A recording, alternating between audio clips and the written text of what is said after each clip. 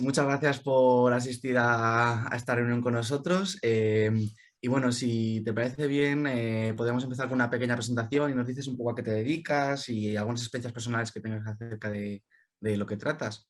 Pues, en primer lugar, soy Raúl. Profesionalmente me dedico a algo muy diferente sobre lo que estoy divulgando, que yo estudié fisioterapia y me dedico a ello.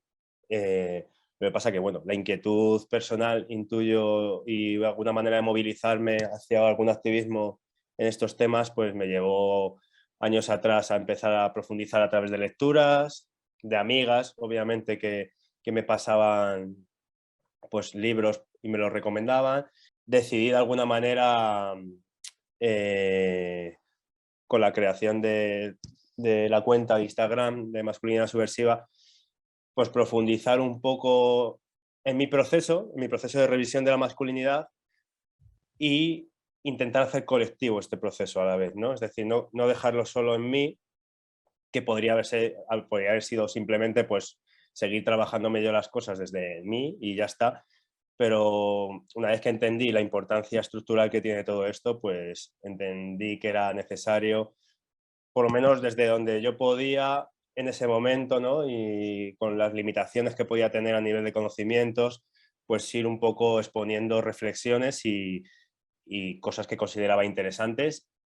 Y de ahí que lo hice de esa manera al colectivo, ¿no? O sea, fue una manera de llevarlo como hacerlo más grande y que no se quedara el proceso exclusivamente en lo mío. Y esto me ha llevado también correlativamente a estoy en un proceso de rodaje de un documental sobre masculinidades. La siguiente pregunta que teníamos era un poco acerca de la cuenta de Instagram de Masculinidad Subversiva. Lo único que, bueno, ya nos has contado un poquito acerca de esto, pero bueno, si nos te apetece contarnos un poquito originalmente, ya nos has contado que la idea fue pues un poquito como revisión personal y tal, pero sobre todo a día de hoy, ¿qué finalidad le das a esta cuenta y qué tratas de difundir con ella, sobre todo?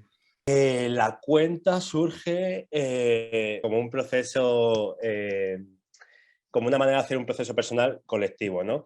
Pero mi intención era hacer reflexiones, o sea, como un poco hablar de cosas en las que yo estoy repensando, ¿no? Estoy repensándome, me estoy revisando, y ese momento en el que lo escribes, lo revisas, lo vuelves a leer, ¿no? Al final es como que integras más de lo que estás hablando. Eso es como empezó, pues yo pensaba que iban a tenerlos mis amigos y ya está, ¿vale? O sea, no pensaba que esto fuera a llegar a más allá. Pero el punto sigue siendo yo creo que el mismo que el inicial, que es seguir poniendo en la mesa cosas que o bien yo he vivido, o yo he reproducido, o las he visto muy cerca, o de lo que voy aprendiendo y leyendo, pues que me parece un tema importante y lo expongo. Bueno, y acerca del concepto de nuevas masculinidades que ha salido así como últimamente, recientemente, ¿qué opinas? ¿Qué tienes que hablar acerca de esto? Bueno, yo creo que, bueno, no sé si lo sabréis ya, pero bueno, las nuevas masculinidades es como que un concepto que no suele gustar mucho, Por ¿no? eso, por eso, por eso.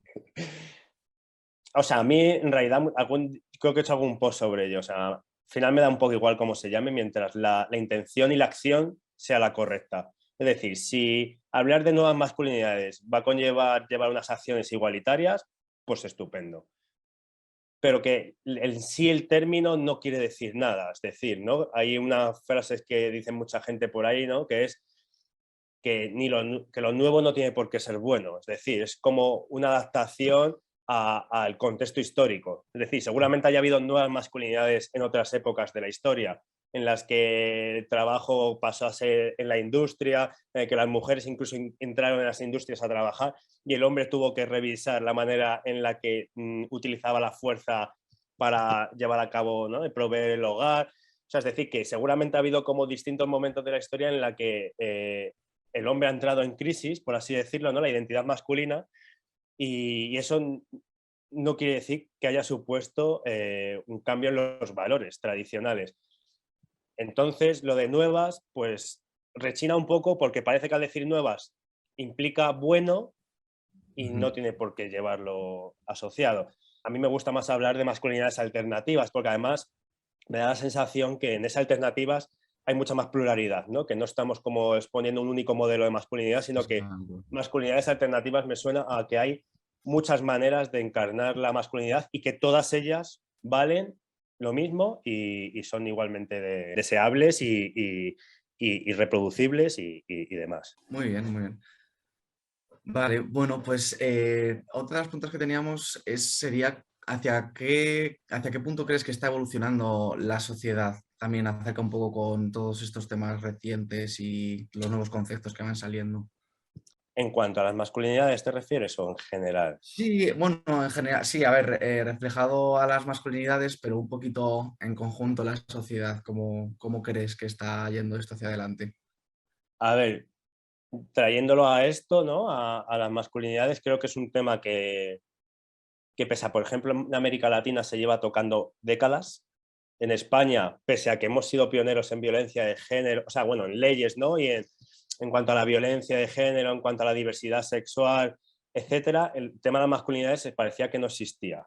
Entonces, respecto a esto, estamos como bastante con pinzas, diría, ¿no? O sea, no es algo que hayamos tocado y, de alguna manera, el impulso del movimiento feminista, al final, ya no solo desde ese trabajo de emancipación de la mujer o de empoderamiento, lo que ha hecho de alguna manera es reflejar qué problemática hay también con los hombres, ¿no? No sé si con los hombres o con las acciones que llevan a cabo los hombres, ¿vale? Dentro de los contextos patriarcales. Uno de los triunfos para mí, aparte de muchos, obviamente, pero así en los últimos años del movimiento feminista, ha sido el visibilizar cosas que estaban totalmente normalizadas, ¿vale? O sea, el tema de los abusos, los acosos, las violencias, tanto pues, sexuales, simbólicas, económicas, institucionales. Es decir, el hecho de haber nombrado y haber hecho que esto de alguna manera se visibilice ha hecho que directamente exista. ¿Qué soluciones o propuestas podrías poner para este tipo de temas? Sé que es algo un poco ambiguo, un poco difícil, pero A ver, propuestas, o sea, es decir, creo que no hay algo que sea el único camino y de hecho se está todavía trabajando en ver cuáles son las mejores maneras de llevar esto a cabo o de hacer que sea atractivo desde que naces, porque esto, el problema que viene es que desde que naces ya se empieza a hacer una socialización muy diferenciada. Creo que también provoca un poco de vértigo. O sea, vértigo y el hombre creo que sin victimizarlo, ¿no? Creo que está ahora mismo en un lugar un poco de vacío en el que no sabe hacia dónde tiene que ir porque no hay referentes masculinos. O sea, no es que tenga que haber una persona a la que seguir y como esa persona hace todo bien, idolatrarla. O sea, esa no es la idea, pero es que no hay referentes a día de hoy visibles en la tele, en el cine, en la música, palpables que digas, puedo intentar un poco admirar a este modelo, intentar parecerme a ello. Entonces, claro, esto genera una sensación de vacío total, porque no es como, vale, me deconstruyo, ¿no? O entro en un proceso de deconstrucción, de revisión, etcétera, pero ¿y hacia dónde voy? Si es que no sé ni cómo, o sea, no sé a qué anclarme para de pronto construir mi identidad, ¿vale? Entonces, creo que obviamente todo pasa por la educación, o sea, creo que sería prioritario introducir una educación sexoafectiva desde muy pequeños, que no empiece a haber la diferenciación de cómo se trata a un niño y cómo se trata a una niña. O sea, esto es lo primero que creo que podría hacer de alguna manera, que estos roles de género no diferencien cómo luego nos vamos a presentar en el mundo el día de mañana. Quiero hacer un último apunte que es, creo que hay que tener como cuidado en varias cosas. Primero, en que un hombre utilice según qué discursos para ganar capital erótico de alguna manera y que eso le aproxime a las mujeres y de alguna manera obtener unos objetivos, cuanto menos es lamentable, ¿no? Y esto obviamente hay que denunciarlo. Y obviamente hay que tener cuidado con este tipo de hombres porque al final lo que están haciendo es utilizar unos discursos pero no llevarlos luego a cabo. Es decir, me aprendo muy bien la teoría, hablo en femenino, hago muchas cosas a ojos del progreso, ¿no? En cuanto al feminismo, que están muy bien vistos, pero luego en mi día a día me relaciono desde los mismos lugares, en el hogar, en cuanto al ligar, en cuanto al cómo seduzco, en cuanto a cómo ocupo los espacios, cómo alzo la voz. Y una cosa que no he dicho, y voy a finalizar con esto, que cuando hablamos de masculinidades, no solo estamos hablando de los hombres heteros, blancos, clase alta, media, etcétera. O Sí, sea, sí. cuando hablamos de masculinidades hay que hablar de masculinidades de otros lugares geográficos, con otras culturas. Cuando hablamos de masculinidades hay que hablar de hombres trans también. O sea, es decir, que la masculinidad, o sea, estamos como creando un debate al final, pues personas blancas con un nivel económico medio y hetero, ¿no? Por así decirlo.